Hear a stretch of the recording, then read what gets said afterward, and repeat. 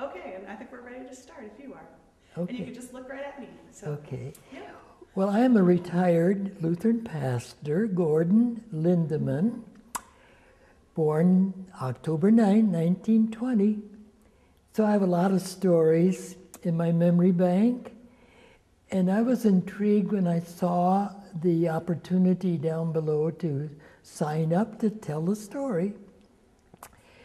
And one of the motivating influences in my life, besides our Lord, share the truth, share the love, share the gospel, was as a major at the University of Minnesota in philosophy.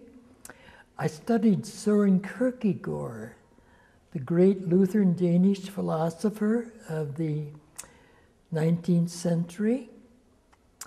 And one of the things that he said was, every impression without expression leads to depression. And I find that to be so relevant in my faith journey. I was never really outgoing. I was very timid and shy in high school even. So I was never, you might say, an outgoing type. But as I began to mature in my Christian journey, I realized that telling the story is a wonderful way to relate, because we all have stories. And in sharing your story, they share theirs. And that's been sort of a primary motivation in my ministry, which began in Liberia, West Africa, as a missionary taking my new bride to this land of slaves that came from America, who were at first indentured for 7 years, and then they were free. So Francis Scott Key, as we all know, author of Star Spangled Banner, he chartered 3 ships and said to these freed slaves in America, if you care to go back to Africa, we will take you. So they did get 3 shiploads. And eventually Liberia, which comes from the Latin word liber, to be free, became established as the only black democracy in the world.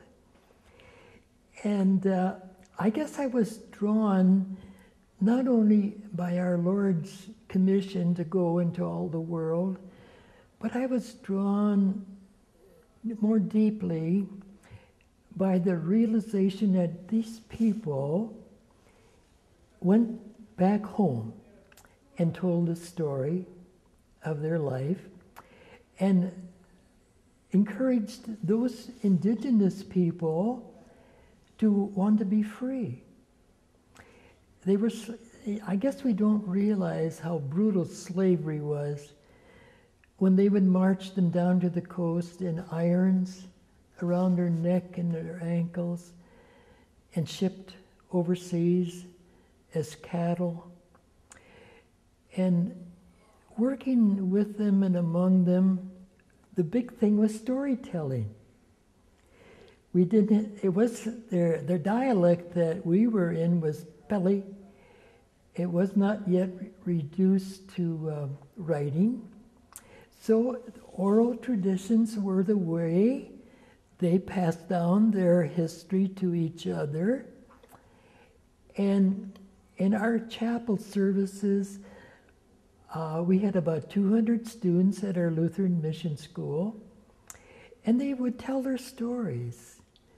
And many of them escaped the witch doctor and came to our mission because they wanted to learn book. And of course, they also learned about our Lord.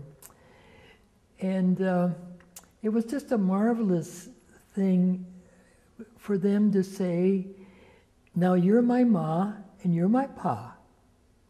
Because they left their village and polygamy was practiced then, so a lot of them didn't really know their ma or pa. But it was learning for their stories about their life and us telling our story of Jesus and his love that made storytelling not just a literary thing, but a witnessing opportunity. So I've always been grateful in my own faith journey to have come from being timid to being bold, to want to share the story. So I guess that's my story. Thank you.